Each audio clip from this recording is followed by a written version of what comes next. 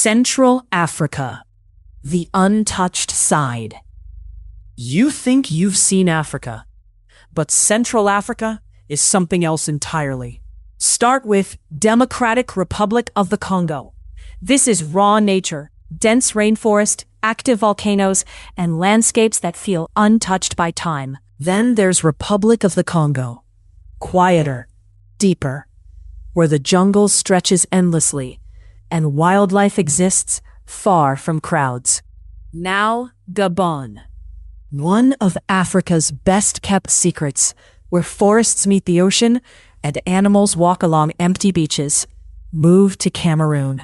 They call it Africa in miniature.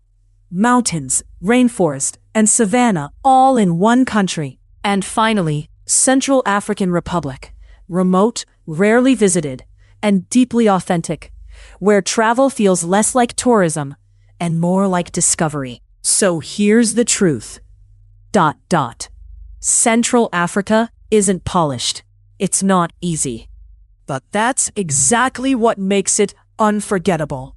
And episode 4? That's where everything changes again.